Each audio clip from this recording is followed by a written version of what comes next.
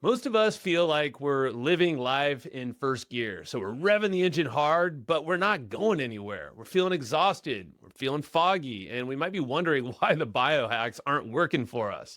The truth is, it's likely that your internal oil is dirty. So, my name is Joe Fier, and today we're going to count down the top 5 most impactful conversations we had here on the show in 2025. We're going to go deep into the science of the human oil change with Dr. Paul Savage. Then we're heading over to talk about hidden mold and this pandemic that we're facing with Dr. Jill Carnahan. Then we're going to dive into why your mitochondria is stuck in this metabolic state, this bottleneck with Dr. Paul Anderson. Then we're also joined by Dr. Janet Ng and Dr. Mohammed Mansour, where we're talking about recalibrating your nervous system and the truth about detoxing in a post-pandemic world. So if you feel like your health is hitting the wall and you really want that breakthrough moment, this is the episode for you right now. Let's dive in and start counting down the top 5.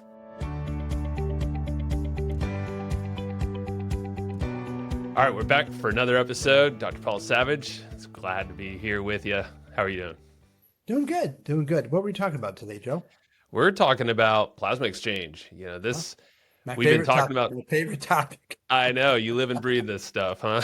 And you're doing so much. And that is why we started this podcast. Of course, we've been talking about toxins, the histories and the effects and how that really, it lands with us as humans and even the unborn. So, but let's talk about what plasma exchange is, actually define it, give a nice overview for everyone who is here and just wondering what the heck is plasma exchange and how does it fit in? It's not known, but you go to the average person, say therapeutic plasma exchange, and they're like, "What's that? Is that something new?" In fact, it's not new. It's very old. It's been around forever. Matter of fact, in ancient times, like in Greece and Italy and stuff. Remember when they used to put leeches on you, and the leeches would draw blood out, or they'd actually cut you and let you bleed out for a certain period of time? That used to get people better. And now, when modern medicine came along, and they're like, that has no evidence, that's just hillbilly stuff, that's just hill medicine, it doesn't work, and it got poo-pooed. It's just basically we're throwing it up and not even looking at it again. Until around 1950, 1960, when some doctors were looking at some disease states, and there was stuff in the blood, these type of antibodies that are bad for the kidney, and they're like, wouldn't it be nice if we just get those antibodies out? Well, if we could just get the plasma out, we get the antibodies out. And that's how plasma change came about. And that's how the machine came on about 20 years later. But that's why at that time, what we do is just take blood out, spin it, separate it, throw the plasma away, then we put the cells back in. It was a very long, laborious process because we'd only do little bags at a time. And the whole process of spinning them and separating them and adding them and then letting them infuse back in, it was very tedious and complicated, just redundant. Mm-hmm. Fast forward to the 1970s, and it's funny, it's based upon separating milk from cream. It's how people got the idea of how to do this. And they're like, let's do that to blood. And sure enough, it separated the plasma from the cells. And they were able to do it in the same kind of mechanism that a cream separator does it on an industrial farm. And they just basically made a machine and made it a one-unit thing so it could do it all at the same time, just like the cream separator did. Mm-hmm. I found that very interesting when we got that. It's a good visual, too, for everybody to understand. From the farming community. Because as we've talked about before, a plasma exchange is simply an oil change for the human. Now, you may be too young to remember when they used to bring the cars in, put them up on skits. You'd undo the oil at the bottom, let the oil drop out, and then you'd put the screw back in, and you go up to the top and you put new oil in the car, and then you'd run it around the block for about a month, and then you'd bring it in and you drain out the dirty oil again and put new oil in, drain it, and run it around the block for 3-4 weeks, and bring it back in, and you keep doing it every time until the oil started running clean. Mm-hmm. And then you knew you got most of the gunk out of the car, and you could go tear out the rest of the car, do what you wanted to do. But it was running much better because clean oil means a good car. Well, clean plasma means a good human. So the plasma change is very much the same thing. It's a process by which we take the blood out, we put it into a machine, it spins it, It separates the liquid, which is the plasma, from the cells, which is the solid, and then we throw the plasma away. We add the cells back to another liquid called albumin, and we infuse that back into your body. Now, albumin itself is just a neutral solution that makes sure that your vascular space stays open, because you need that to push the cells around. And then within 24 hours, you make brand new, non-toxic, non-inflamed, non-oxidized, non-cancer, perfectly baby fresh plasma all by yourself. Wow. And it's a very safe procedure. It's very effective at what it does. And so we just took that whole concept and we ended up doing it a series of them. So you do one and then we'd wait 4 weeks and do another one. And people are like, why would you wait 4 weeks in between? Because we studied the amount of toxins that occurred after you had one plasma change. And what we saw was at 3 weeks, but especially at 4 weeks, that's when all the toxins came back and equilibrated in your system. Because if I'm going to do multiple plasma changes, I want to make sure every time I do it, I want to get the toxins out. Yeah. So but this whole thing with serial plasma change has been around. We treated many different diseases, neurologic diseases like Alzheimer's, myasthenia gravis, Guillain-Barré. We treated kidney disease. There's certain diseases of kidney from antibodies that we use plasma change for. We use it for autoimmune diseases like rheumatoid disease, rheumatoid arthritis, and other type of autoimmunities. We use it on blood disorders because there's certain blood disorders where you're making coagulation factors you don't want, and they all in the plasma, so we can take them out. Mm-hmm. It wasn't until 2 years ago, myself is the one that figured out not only can we take all this other stuff out, we can take toxins out too. I was telling you right before we started that I have a test. Yeah, I had my whole toxin test, and I showed a lot of mold. I don't have it pulled up right in front of me, but I was like, that shocked me because I'm in San Diego. I'm in a hotter part of San Diego too. I'm not right by the water, so I'm like, how is that possible? So. And that, some of the stats that have come out and even some of the stuff that you publish is like, there's a lot of people dealing with this that probably are just completely unknown. Yeah. So like, I guess what I wanted to assume is that we probably have mold in us at some sort, so to acknowledge your point, okay, mold is probably an issue. So how do we deal with it? So first of all, there is a genetic difference. So there are some people, you can have a building with a workplace with, 200 employees, or you can have a family with 6 people in the family in the house, and people respond differently. So there is a genetic foundation of someone who has more trouble eliminating the mold toxins that tends to get really sick. It's about a quarter of the population. So in an average building, workplace, home, 1 out of 4, maybe 1 out of 3 people are going to have some symptoms.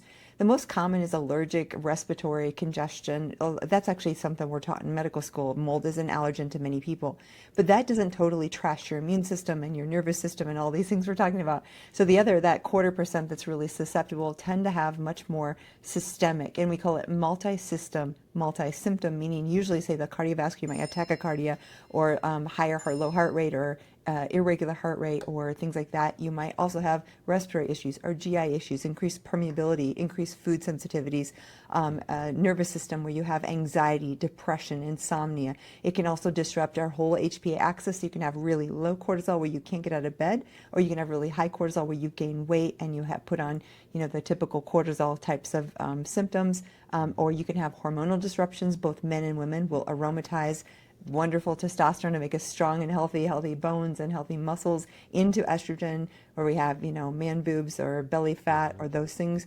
And it can disrupt thyroid too. So it can really, really disrupt our whole entire system. It can disrupt the microbiome. So what we see often is the sequelae of this. And you kind of alluded to the fact that, do we all have this? I think a couple things are happening. First of all, if you look on the news, natural disasters, flooding, hurricanes, water intrusions of all sorts in places where we used to not see it are happening more and more and more frequently. Our weather's just getting more chaotic. Mm-hmm. Number 2, our buildings are being poorly constructed quickly, constructed without proper. I see all the time simple things like my contractor installed the kitchen, I'm not saying mine, but someone will tell me, my contractor installed kitchen cabinets and they drilled right through the pipes in the kitchen. We didn't know it till 8 years later when that water was draining in the wall. Or they forgot to hook the water filter in the fridge to the line and it was just pouring into the wall. or someone didn't caulk or properly seal, put a barrier between the tiles in the bathroom, and that we think that grout is not water permeable. It is water permeable. So you must have a vapor barrier underneath your tile. And if someone forgot to put that in, it just goes right into that drywall. And any number of things where there is water intrusion into a building envelope. And even these wonderful LEED certified, highly economic buildings that are very, very efficient, if they're not properly built, they can be a massive source because they're so airtight that there's no exchange of air properly. There could be condensation inside. And when you're talking San Diego or Arizona, or places that are hot and dry, they can have just as many issues because if that air conditioner is running too high and there's condensation all the time, there's just, I could go on and on, as you can tell, but there's so many places where this can fail. And we just think our happy little box of a home is perfectly airtight and impermeable, and it's just not. And part of that leads to, what do? You have to be properly maintaining gutters and spouts and water lines and checking and there's just a lot of stuff to do if you own a house, or if you rent from a landlord, you got to make sure that that person is taking care of you.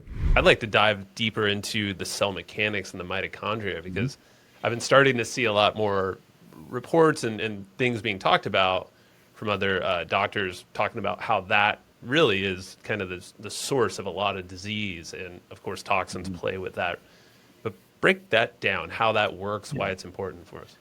So if we look at the way it's set up to work and how it's supposed to do business, most all of the cells in your body need energy that's produced locally, meaning within the cell usually, or neighboring.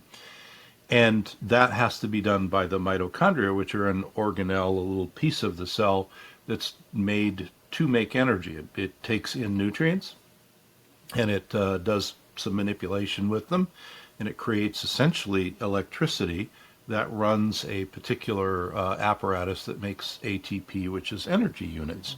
Your cell then can take that ATP and break an energy bond off and run all of its energy requiring processes, etc. So that's why that's so important. And generally your cell has, from hundreds to thousands of mitochondria. So it's a big business for your cell. Yeah.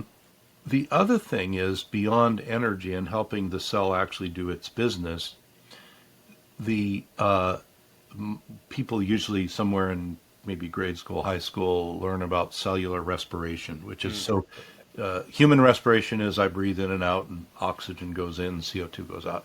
Cell respiration, same thing, only there's no lungs involved. It's just oxygen goes in, it helps to run this energy production system.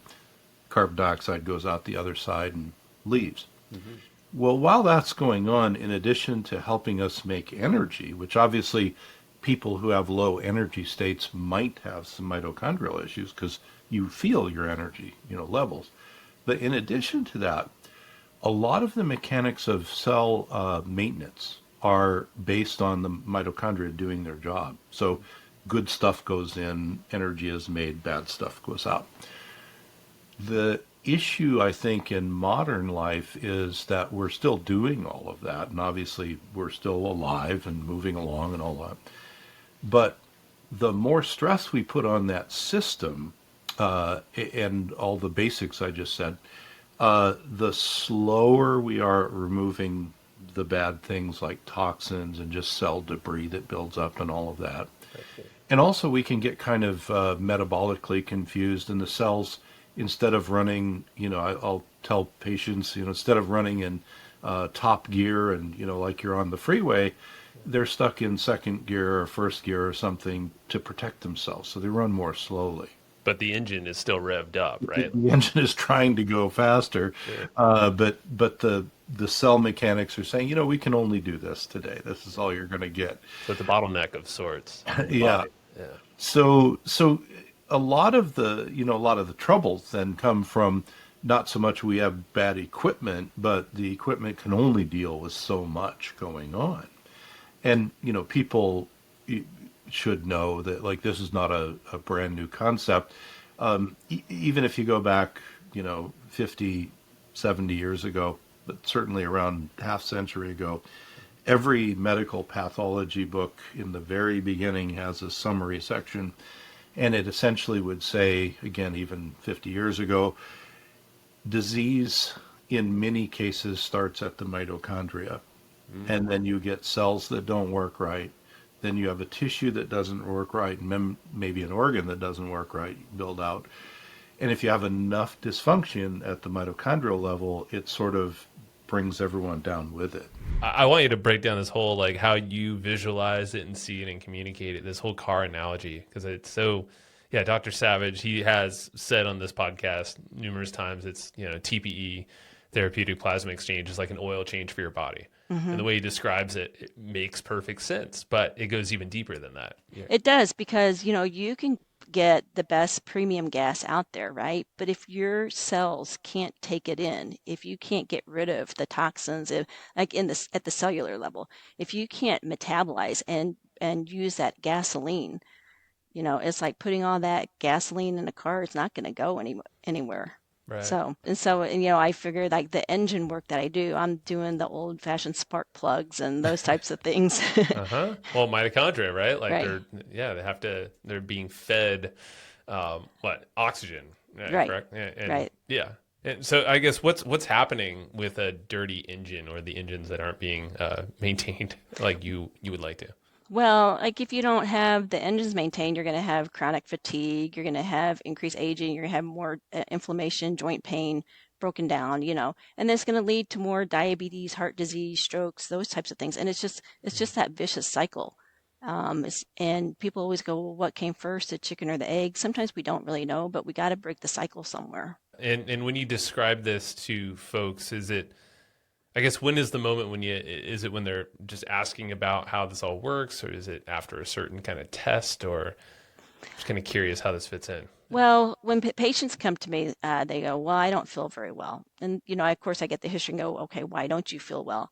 And then so I start looking at the ways, and, like, I start with some of the basic things I look at is body composition, because you don't know where you're going to go if you don't know where you're at, and looking at resting metabolic rate, which is what is your metabolism. And then, like, people, they want to be able to do things. And a lot of people think I just deal with athletes. And I said, well, I started with athletes because my kids were athletes. But really, if you think about it, everybody's an athlete. It doesn't matter what you want to do, whether you want to play hockey or lacrosse or do that, or if you just want to get up off the floor after playing with your kids on the ground. Or here's one, if you want to put your suitcase in that overhead bin on the airplane. We're all athletes. We have to do that. And so I started looking at, how can we function, and what do we need to do, and what's our metabolism, and what's our heart rate, and how well can we adjust. And then the other thing too I like to look at is we're all in this fight or flight sympathetic overdrive. And part of healing is you need to be in what we call parasympathetics, or the rest, digest, and heal. Well, in today's society, we don't get to do that. We're on our cell phones. We don't turn off. We drive in traffic. Someone cuts you off. The phone's always blaring. Something's always happening, and we're constantly in sympathetic overdrive. And so some of the things that I do looks at how can I look and get people back into the parasympathetic mode so that they can start to rest, digest, and heal. So definitely a multimodal approach is what I found to work best. I don't see silver bullets. Even though I'm a naturopathic doctor, I do love herbal medicine. It's not always enough to really get somebody over the hump. It can definitely help. It definitely can potentiate the effects of certain pharmaceuticals as well. But in and of itself, I haven't found a lot of silver bullets in the post-pandemic era. I guess, like, walk me through how you define that and kind of what that can curtail, like. Yeah, I mean, obviously you want blood work. You want basic understanding of a patient's physiology. You want to understand what their toxic load is, what their body burden is. To mold is a big immunosuppressant. It can make it very difficult to fight infections like COVID, or even have overlap in terms of symptomology with long COVID. Even Bruce Patterson and people who are developing long COVID blood work panels are realizing, like, hey, there's a lot of overlap. We need to tease this apart. And so you definitely need a combination of blood work, environmental toxicity panels, urine analysis. Sometimes you need 24-hour urine because a lot of toxins don't get excreted right away. So it's not just about doing these direct-to-consumer kits and you're going to have everything in a snapshot. It's not like that. Your body doesn't work that way. It doesn't eliminate toxins like that. And you need somebody who has a thorough understanding of half-life, understanding how these toxins and potential triggers to infections, viral or mold, etc., are even activated and then sequestered in your body. They could be in your fat tissue, so they're not even going to show up in your blood. And they may not show up after a sauna just because you pee one time. So every one of these toxicants, heavy metals, each one has a story. Each one can tell you something. Perfluorinates can tell you something else, the forever toxins. So it's like you really have to have someone who knows where to test, how to test, and then how long to test for, because you can't always get the answer just from a snapshot. So that's kind of like the short of my approach. The long of it is, well, what do they tolerate? What is the patient actually able to do? And so a lot of times, if they're able to tolerate, minuscule minerals, IVs, maybe they can't tolerate a lot of foods, they have a lot of sensitivities.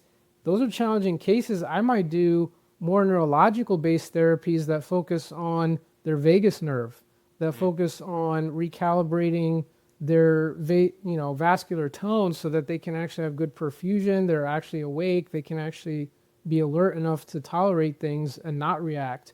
And then you might think of things like laser therapy. So red light is a popular one, but there are many forms of laser therapy that could be effective in the realm of chronic infections, COVID, toxins, not just red light, but blue light, green light. Each one of these wavelengths have a myriad of effects on your mitochondria, the powerhouses of your cell. Different parts of your cell can get activated with different wavelengths. So it's a much more nuanced approach than just like, hey, I'm just going to get this red light pad, stick myself in a cryo chamber and call it good, and I'm going to be optimized. I'm like, not necessarily, not all the time. A lot of people who have a good vitality could get away with that. A lot of people, unfortunately, who are suffering, who have maybe subclinical issues, that doesn't work for them. So you have to have a more nuanced approach.